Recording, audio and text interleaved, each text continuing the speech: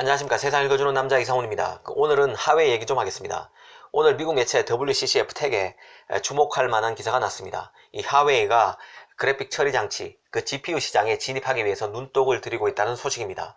업계 관계자 말로 소식을 전했는데 서버용 GPU 시장에 진출한다는 것입니다. 이 매체는 이 GPU 시장은 이미 엔비디아와 AMD라는 양강 체제가 확립된 시장이고 그 칩질러라고 불리는 인텔이 외장형 GPU를 2021년 내놓고 도전하는 시장이라고 말했습니다. 한마디로 뛰어난 경쟁자들이 자리 잡고 있어서 진입하기가 매우 터프한 시장이라고 평가했습니다. 기사는 그러면서도 하웨이 저력을 무시해서는 안 된다는 입장을 보였는데요. 그러면서 언급한 게 그 하웨이가 지난해 8월 내놓은 AI 칩 어센드 910입니다. 사실 AI 칩은 그래픽 처리 장치, 프로그래머블 반도체, 주문형 반도체, 신경망 처리 장치, 그 NPU 등에 모두 걸쳐 있습니다.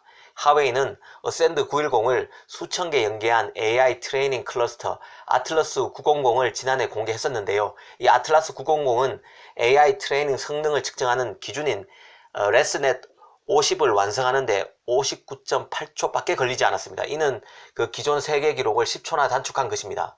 그만큼 그 하웨이의 칩 설계 능력이 뛰어나다고 볼 수 있습니다. 사실 그 중국의 반도체 실력은 아직 많이 모자랍니다. 메모리만 해도 그런데요. 오늘 YMTC가 올 연말에 128단 낸드 양산에 들어갈 것이란 그 중국 매체 보도가 쏟아졌는데요. 솔직히 거품입니다.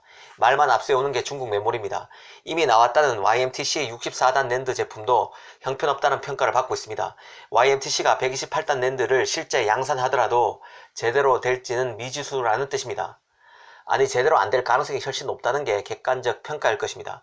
하지만 그 반도체 설계 분야는 완전히 다릅니다. 이미 하웨이는 삼성과 견줘도 설계 능력이 절대 뒤처지지 않습니다.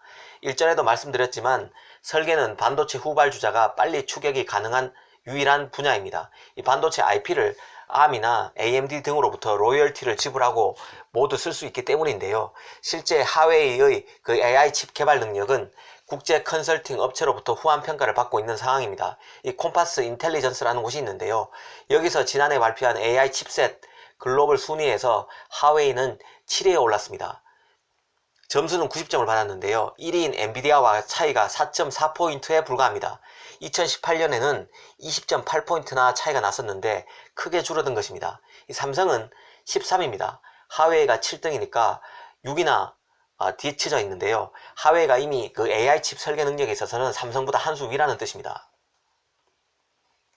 여기서 잠깐 그 GPU에 대해서 설명드리겠습니다.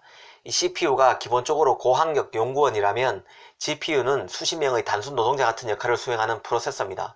기업에도 천재급인 연구원 한두 명이 있다면 이들이 바로 CPU에 비견될 수 있고 이들의 지시를 받아서 실제 프로젝트를 수행하는 그 단순 연구원이 바로 GPU 같은 존재입니다.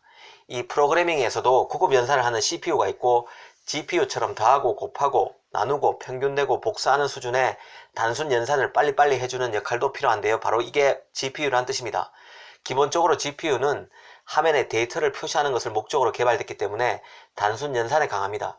그런데 AI는 소수의 유능한 코어를 통해서가 아니라 다수의 그 단순 무식한 연산을 통해서 작동하는 형태로 발전해 왔습니다.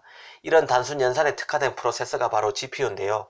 GPU 1위 업체 엔비디아는 아주 오래전부터 이런 단순 병렬 연산이 슈퍼컴퓨터, AI, 시뮬레이션 등에서 중요해지는 순간이 올 것으로 보고 준비해 왔다고 보면 될 것입니다. 사실 하웨이가 어센드 910 칩을 개발한데도 그 엔비디아에서 빼낸 엔지니어의 도움을 받은 것으로 알려져 있습니다. 그 WCCF 텍에는 하웨이가 GPU 시장에 연착륙하기 위해 들이고 있는 노력도 언급했습니다. 눈에 띄는 것은 우리나라의 그 GPU 관련 벤처 조직을 하웨이가 만들려고 한다고 언급된 점입니다. 그리고 하웨이가 이미 포섭한 엔비디아 인재를 포함해서 AMD 등에서도 뛰어난 인재를 추가로 유치할 것이라는 점도 소개되어 있습니다. 이 하웨이는 이런 노력을 통해서 언젠가 엔비디아와 AMD의 만만치 않은 상대가 될 수 있을 것으로 기사는 봤습니다. 여기서 왜 하웨이가 이 시점에 GPU 시장에 공을 들이고 있는지도 따져볼 필요가 있다는 생각이 드는데요. 이 GPU는 앞으로 크게 성장할 수밖에 없는 시장입니다.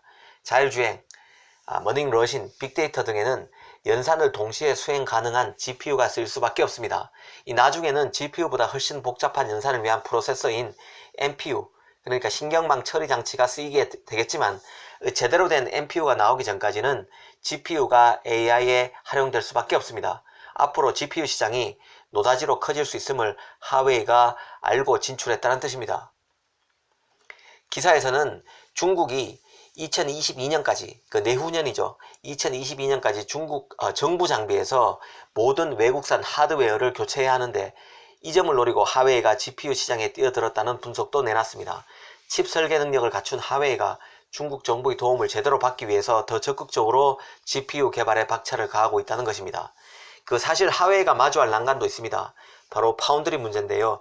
미국은 하웨이와 TSMC 간 거래에 제재를 가하기 위해서 혈안입니다.